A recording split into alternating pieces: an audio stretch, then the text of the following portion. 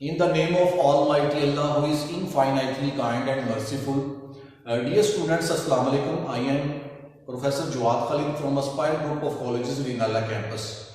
Before embarking our journey toward the lecture, we would like to pray to Almighty Allah. Oh Almighty Allah, please expand my breast with assurance and make my task easy for me, and remove the impediment from my tongue, so they may understand what I say. Dear students, today's lecture, welcome back to my second lecture of point 6, Sindhi Women. In our today's lecture, we will learn, as I have also told you all, that my poem lecture is based on two phases. In first phase of our lecture, basis on poem, we usually translate the poem, we evaluate textual study of poem, and we also learn about the poet of the poem and central idea of poem. And in the second phase of our lecture based on poem, we are going to study about synonyms. After learning synonyms, we will focus on reference to the context that is asked in annual examination, carries 5 marks. And after completion of reference to the context with explanation, we will try to learn important questions and their answers that are usually asked from poem by the examiner in annual examination. So we are going to learn synonyms. सबसे पहले हम synonyms की बात करते हैं इस point में, जो हमें इंपॉर्टेंट वर्ड्स और उनके आगे इंग्लिश में मीनिंग वो पूछे जाते हैं. तो स्टूडेंट्स, यहां पर मैंने एक तरफ पोएम के जो ओरिजिनल टेक्स्ट है, पोएम के वर्स हैं, वहां से वर्ड्स चूज किए हैं और उनकी बिल्कुल एक्सट्रीम लेफ्ट साइड पे मैंने उर्दू मीनिंग उनके राइट डाउन किए हैं. और उनके सामने ही हम देख सकते हैं कि हमने इनके पॉसिबल मीनिंग्स यहां पर राइट डाउन किए हैं. तो सबसे पहले देखिए, in the very first stanza and first verse of the poem, the first word is bare. सबसे पहले स्टैंजे के अंदर बिल्कुल पहले वर्स में ही, पहली लाइन में पहला ही वर्ड है बेयर. बेयर से मुराद नंगा यानी बगैर जूती के. इसके साथ ही उसने जॉन स्टॉलवर्दी ने क्या यूज किया है, बेयर फुट थ्रू द बाजार. पहला स्टैंजा और फर्स्ट लाइन शुरू ही किस चीज से होती है, बेयर के वर्ड से. और उसमें वो क्या बताता है, कहता है बिल्कुल नंगे पांव बाजार में से. तो यहां पर देखिए, बेयर के दो पॉसिबल मीनिंग मैंने लिखे हैं, एक नेक्ड और दूसरा एक्सपोज्ड. ये आप यहां पर इसके मीनिंग पॉसिबल यूज कर सकते हैं. फिर देखिए, दूसरे फर्स्ट स्टैंजे की सेकंड लाइन के अंदर वर्ड यूज हुआ है, the word is used by the poet undulant. Undulant basically poet ने यूज किया है उसकी वॉकिंग कंडीशन के लिए. जो सिंधी वुमेन है वो किस कंडीशन में चल रही है, तो वो कहता है कि लहराती हुई सिचुएशन में वो चल रही है. That situation much impresses the poet and he uses the word undulant. ये वो कंडीशन है सूरत की, चाल की, जो बिल्कुल ऐसे लहराती हुई चाल में बिल्कुल स्ट्रेट चल रही है और शायद उससे बहुत ज्यादा इंप्रेस हो जाता है. तो ये देखिए, यहां पर अनड्यूलेंट का हमने एक मीनिंग वेवी और दूसरा मीनिंग हीविंग यूज किया है, थोड़ा सा हीव, हल्का सा. नेक्स्ट आगे देखिए, ग्लाइड. ग्लाइड एक ऐसी कंडीशन है जिसको हम फ्लुएंट कंडीशन कहते हैं. Glide is also used in speaking fluently. जब कोई भी एक स्पीकर है वो फ्लुएंसी के साथ बोल रहा होता है, रवानी के साथ बोल रहा होता है, that is also called glide condition. उसे भी हम ग्लाइड सिचुएशन कह सकते हैं. इसी तरह जो इंसान की वॉकिंग सिचुएशन है वो बिल्कुल स्मूथ होगी, बिल्कुल हमवार होगी, स्ट्रेट होगी, तो उसके लिए भी हम ग्लाइड यूज करेंगे. इसलिए चूंकि इसके आगे ग्लाइड के बाद वॉक का जिक्र आता है, तो मैंने उर्दू मीनिंग में हमवार चाल लिख दिया. वैसे तो ग्लाइड रवा को कहते हैं, बिल्कुल हमवार को सीधे को कहते हैं, लेकिन यहां पर मैंने हमवार चाल लिख दिया है ताकि पता चल जाए कि बिल्कुल वो सीधी एक रवानी के साथ बिल्कुल एक सिमेट्री हम कह लें, तनासब के साथ वो चल रही है. तो यहां पर देखिए, फ्लोटिंग और दूसरा मीनिंग है स्लाइडिंग. इसके दो मीनिंग यहां पर हमने यूज किए. Next, after glide used an other word by the poet in the poem, ripple. Ripple इसको स्टूडेंट्स लड़खड़ाहट को कहते हैं, जो स्टैगर कंडीशन होती है कि जो औरत ऐसे लड़खड़ाते हुए चलती है, ठीक है जी। तो ये देखिए उसने कहा कि there is no ripple in her tread, what is the verse in which the word ripple is used. वो वर्स क्या है, वो मैं पूरा वर्स आपको पढ़ के सुनाता हूं जिसमें ये वर्ड रिपल यूज हुआ है कि there is no ripple in her tread. शायद कहते हैं कि उसकी चाल के अंदर ऐसे किसी भी किस्म की डगमगाहट नहीं है, वो लड़खड़ाती नहीं है, बिल्कुल स्ट्रेट चल रही है। तो इसमें देखिए रिपल का हमने जैसे कि शॉर्ट स्टोरीज वाले लेसन में भी हम वर्ड पढ़ चुके हैं, स्टैगर और स्टम्बल। इसमें हमने डार्क देवर गोल्डन आई, ये जो थर्ड लेसन है उसमें भी हमने स्टम्बल का वर्ड यूज किया था। तो मैंने आपको स्टम्बल का सिनोनिम बताया भी था स्टैगर, ठीक है जी। अब देखिए नेक्स्ट आगे है ट्रेड। ट्रेड में देखिए स्टूडेंट्स मैंने दो वर्ड यूज किए। First word, the very first word is used in your पेरो वर्ड्स। आपके पेरो वर्ड्स में भी ये वर्ड यूज होता है। हमने रिसेंटली जो पेरो वर्ड्स किए हैं उसमें GATE गेट और GAIT गेट, वो GATE गेट बड़ा मरकजी दरवाजा उसको हम कहते हैं, और GAIT से मुराद है गेट चाल, चलना, और उसके साथ मैंने वॉक लगाया जो कि एक फेमस इसका मीनिंग है। अब हम चलते हैं आगे, erect. She crosses the erect, शायर कहते हैं कि वो अबूर करती है, बिल्कुल सीधा। इरेक्ट कहते हैं बिल्कुल सीधा अबूर करती है, क्रॉस करती है। ये देखिए इसका मीनिंग है स्ट्रेट, और इसका आगे एक मीनिंग आप और भी ऐड कर सकते हैं। स्ट्रेट के साथ मैं यहां पर लिख देता हूं अपराइट, बिल्कुल सीधे ऊपर की तरफ, यानी सीधा ही वो चलते हुए जा रही है। आगे चलते हैं, देखिए जी गार्बेज। ये गार्बेज बेसिकली यहां पर गंदगी के लिए यूज किया गया है, क्योंकि वो वहां से जिन सराउंडिंग्स में से वो गुजर रही है वहां पर देवर हीप्स ऑफ गार्बेज, ठीक है, आर सीन, वो नजर आते हैं वहां पर गंदगी के ढेर। तो सबसे पहले देखिए वेस्ट, और दूसरा मैंने इसका मीनिंग रबिश यूज किया है।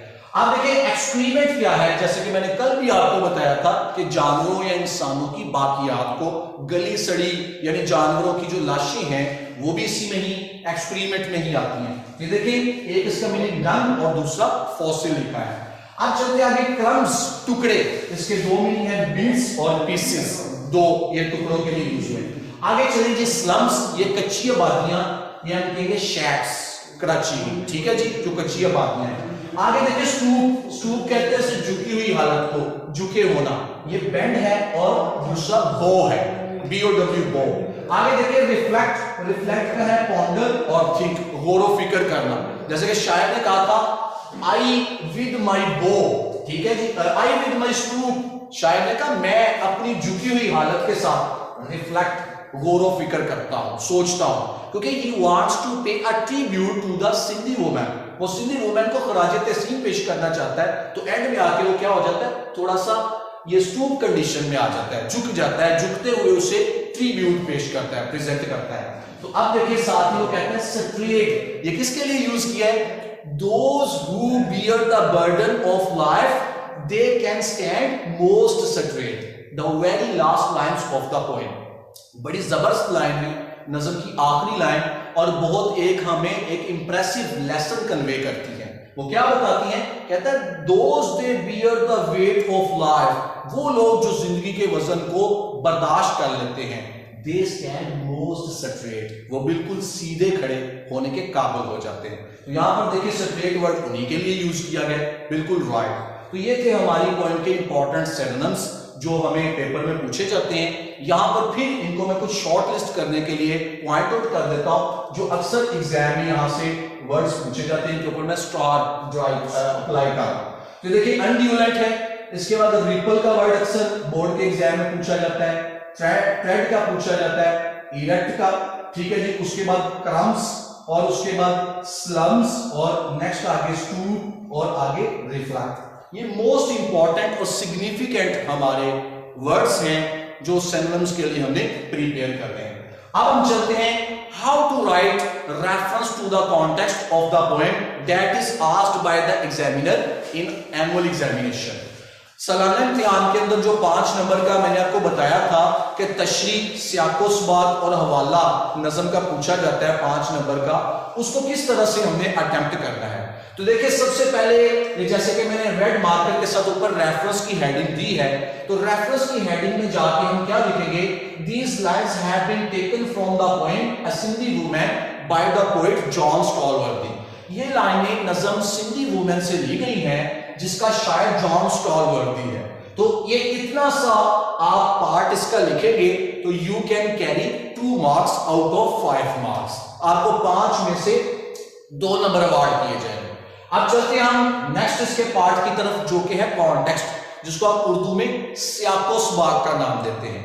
तो सियाको-स-सबात 1 मार्क कैरी करता है इन बोर्ड एग्जामिनेशन। तो यहां पर देखिए this is a tributary poem in which the poet appreciates a simple and hard working Sindhi woman। ये बेसिकली एक अकीदत पेश करने वाली, खराजे तहसीन पेश करने वाली नज़म है जिसमें शायर एप्रिशिएट, हमायत करता है a simple and hard working Sindhi women, एक सादी और मेहनत करने वाली सिंधी औरत की। The poet ascertains the working women, शायर काम करने वाली औरत की तारीफ करता है, who has practically turned her work into art, जिसने अपने काम को अमली तौर पर एक फन में तब्दील किया हुआ है। She walks smoothly through the slums of Karachi, जो कराची की कच्ची आबादियों में बिल्कुल हमवार चाल चलती है, with a stone pitcher on her head, अपने सर के ऊपर एक पत्थर का मर्तबान या घड़ा उठाए हुए। उसके बाद but nothing seems to disturb her, लेकिन कोई भी चीज उसे परेशान करते दिखाई नहीं देती। फ्रॉम हर रिस्पॉन्सिबिलिटी, अपनी जिम्मेदारी से। द पोएट सजेस्ट, शायर तजवीज करता है, that only those person stand more straight, सिर्फ वही लोग बिल्कुल सीधे खड़े होते हैं, who learn to walk beneath the weight, जो किसी वजन के नीचे चलना सीख जाते हैं। अब हम चलते हैं एक्सप्लेनेशन ऑफ फर्स्ट स्टैंजा, पहले स्टैंजे की एक्सप्लेनेशन की तरफ। The poet has drawn A magnificent portrait of A Sindhi woman, शायर ने सिंधी औरत का बड़ा शानदार एक अक्स ड्रॉ किया है, यानी बनाया है। शी पासेस द बाजार विद हर नेक्ड फीट, जो अपने नंगे पांव के साथ बाजार में से गुजरती है। Her movement seem to be much impressive and continuous, उसकी हरकत बड़ी मुतासरकुन है और बिल्कुल बतदरीज है। Like a wave in the stream, जैसे कि किसी नदी के अंदर एक लहर पैदा हो रही हो। She has robbed her face with a piece of cloth, एक कपड़े के टुकड़े के साथ अपना चेहरा लपेटा हुआ है। That flies with fast blow of wind, जो कि हवा के तेज झोंके के साथ उड़ जाता है, यानी पीछे हट जाता है। A gracious smoothness in her gait is observed, उसकी चाल के अंदर एक बहुत अच्छी ग्रेशियस, दिलकश किस्म की स्मूथनेस, रवानी, हमवार चाल इज ऑब्जर्व, वो देखने में आती है। She does not stagger, वो बिल्कुल लड़खड़ाती नहीं है। Despite, बावजूद, the heavy weight of picture, घड़े के भारी वजन के बावजूद भी लड़खड़ाती नहीं है। अब चलते हैं सेकंड स्टैंजा के एक्सप्लेनेशन की तरफ। In this stanza, इस स्टैंजे के अंदर the poet has presented the picture of surroundings, शायर ने उन इलाकों की तस्वीर पेश की है where a Sindhi woman passes, जहां से सिंधी औरत खतून गुजरती है।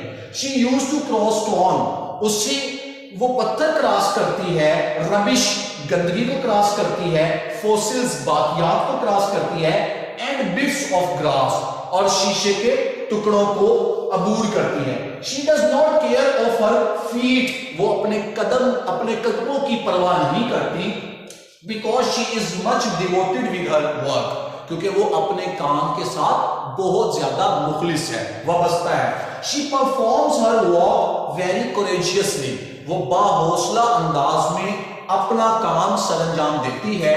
The poet looks at her own body, शायर अपने जिस्म की तरफ देखता है, and find himself weak, और खुद को कमजोर महसूस करता है, and uncourageous, और बेहौसला, as compared to Sindhi woman, Sindhi women के साथ मवाजने में। He bends himself, शायर अपने आप को झुका लेता है, and pays tribute to Sindhi woman, वो सिंधी वुमेन को खराजे तहसीन पेश करता है, by saying that, ये कहकर, those who carry the burden of life bravely, वो लोग जो जिंदगी के बोझ को बड़ी बहादुरी के साथ बर्दाश्त कर लेते हैं, they remain active and strong, वो हमेशा अपनी जिंदगी में चुस्त और मजबूत रहते हैं। तो ये देखिए स्टूडेंट्स, हमने सेकंड स्टैंजे की एक्सप्लेनेशन भी कंप्रीहेंसिवली और वेरी प्रोडक्टिव मैनर के अंदर की है, जो आपके लिए बहुत बेनिफिशियल प्रूव होगी। और second stanza according to the point of board paper pattern that is very significant. Second stanza इसका बहुत अहम है अगर हम बोर्ड के पेपर्स को देखें तो उस हिसाब से। तो अब हम चलते हैं पॉइंट के क्वेश्चन आंसर्स की तरफ। तो यहां पर मैं पॉइंट के क्वेश्चंस की हेडिंग दे रहा हूं, जो हमें पॉइंट के क्वेश्चंस करने हैं, इनमें जो इस पॉइंट में से हमें क्वेश्चन आ सकते हैं और पॉइंट आमतौर पर बोर्ड में एग्जामिनर पूछता है। तो सबसे पहले देखिए जी, पहला क्वेश्चन है how does Sindhi women walk, Sindhi women कैसे चलती है। ये देखिए जी, ये हमारा फर्स्ट क्वेश्चन आ गया इसका।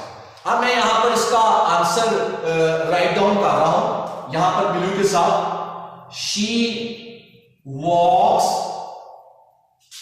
वेरी स्मूथली, वो बड़ी हमवार अंदाज में चलती है। हर गेट उसकी चाल, her gait demonstrates that she performs her duty very courageously, ये उसकी चाल हमें बताती है कि वो अपनी जिम्मेदारी बड़े बाहौसला अंदाज में सरंजाम दे रही है। और नेक्स्ट आगे, she does not stagger owing की जगह despite लिखने, she does not stagger despite the weight of picture, वो घड़े के वजन के बावजूद भी लड़खड़ाती नहीं है। अब सवाल के जवाब की मैं दोबारा उर्दू रिवाइज कर देता हूं। शी वॉक्स वेरी स्मूथली, वो बड़े हमवार अंदाज में चलती है। हर गेट डेमोन्स्ट्रेट्स, उसकी चाल मुजाहिरा करती है, शो करती है, दिखाती है। That she performs her duty very courageously, कि वो अपनी जिम्मेदारी बाहिम्मत अंदाज में, बाहौसला अंदाज में सरंजाम देती है। She does not stagger, वो लड़खड़ाती नहीं है। Despite the weight of picture, वो घड़े के वजन के बावजूद भी। अब हम इसके सेकंड क्वेश्चन की तरफ चलते हैं। इस पॉइंट में सेकंड क्वेश्चन पूछा जाता है, वो है What did the poet reflect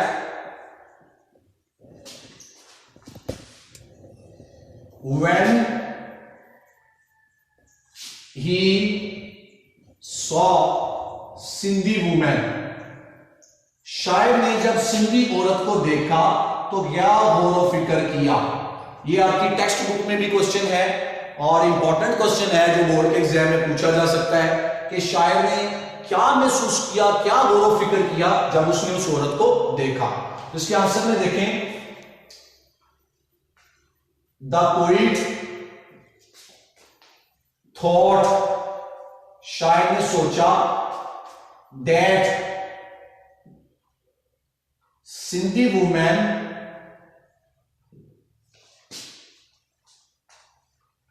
is a hardworking and courageous lady। शायर ने सोचा कि वो एक मेहनती और बाहौसला औरत है, ठीक है। He impressed by the beauty of her walk, शायद उसकी चाल की खूबसूरती से मुतासर हो गया। ठीक है, he praised her that she is a diligent and most responsible lady।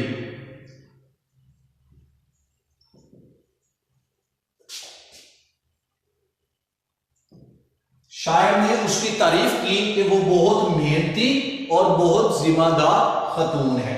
अब सारे की उर्दू ट्रांसलेशन फिर कर देता हूं। शायर ने सोचा कि सिंधी वुमेन एक मेहनती और बाहौसला औरत है। ठीक है, उसने उसकी चाल की खूबसूरती से अपने आप को बहुत मुतासर किया और उसने शायर ने औरत की तारीफ की कि वो बहुत ज्यादा मेहनती और जिम्मेदार औरत है। ठीक है जी। उसके बाद आगे थर्ड क्वेश्चन है हमारा, what does Sindhi women carry on her head. Sindhi women अपने सर के ऊपर क्या चीज उठाती है। ठीक है जी। इसका आंसर है she carries a stone jar on her head. उसने अपने सर के ऊपर एक मटका या एक मर्तबान या घड़ा उठाया हुआ है। She does not feel uncomfortable by the heavy weight of stone jar। वो पत्थर के मर्तबान के भारी वजन से अनकंफर्टेबल फील नहीं करती। और उसके बाद she also does not stagger, और वो लड़खड़ाती भी नहीं है। ये हमारा थर्ड क्वेश्चन हो गया। अब हम चलते हैं जी फोर्थ क्वेश्चन की तरफ, जो आपकी टेक्स्ट बुक में भी है। What picture of Karachi slums, Karachi के इलाकों की किस तरह की तस्वीर does the poet present in the poem। इस नज्म के अंदर कराची स्लम्स की किस तरह की तस्वीर शायर इस नज्म में पेश करता है। The picture of Karachi slums is very gloomy। Karachi के कच्चे इलाकों की तस्वीर बहुत अफसुर्दा किस्म की है। The poet wants to say that there is no proper sanitation। शायर कहता है कि यहां पर कोई भी नकासी आग के मुनासिब इंतजाम नहीं है। यहां पर हमारे 2 सेंटेंसेस हो गए इसके आंसर के, तो मिनिमम हमारा आंसर 3 सेंटेंसेस पर कंसिस्ट करना चाहिए और मैक्सिमम 5 सेंटेंसेस पर जो बोर्ड है। आगे हम एक सेंटेंस यूज और कर लेंगे कि heaps of rubbish, RUBBISH, heaps of rubbish is lying everywhere। यानी गंदगी के कूड़े क्रिकेट के ढेर हर तरफ मौजूद हैं। तो ये देखें जी, ये हमारा फोर्थ क्वेश्चन इस पॉइंट का प्रिपेयर हो गया है। तो जो हमने फिफ्थ क्वेश्चन इस पॉइंट का प्रिपेयर करना है वो है राइट सेंट्रल आइडिया और main idea of the point. As I have also told you all that we will study one question from each point based on central idea। जैसे कि मैं पहले आप लोगों को बता चुका हूं कि हम हर नज़म में से एक सेंट्रल आइडिया का क्वेश्चन भी प्रिपेयर करेंगे, और सेंट्रल आइडिया वही आप उसमें इबारत लिख सकते हैं जो मैंने आपको ये कॉन्टेक्स्ट में लिखवाई है सियाको-सबाक के अंदर। ठीक है जी, तो ये आपका क्वेश्चन नंबर 5 तैयार हो जाएगा, right central idea of the point, जिसके अंदर हम यही मटेरियल ऐड कर सकते हैं। ठीक है, तो in the last of my lecture it is assured you all that my this humble Endeavour will prove very beneficial for you all, for all kinds of student, both from my institute and other institutions. And in the end of my lecture I wish you all the best of luck. Inshallah next lecture mein we will study our next point. Allah Hafiz.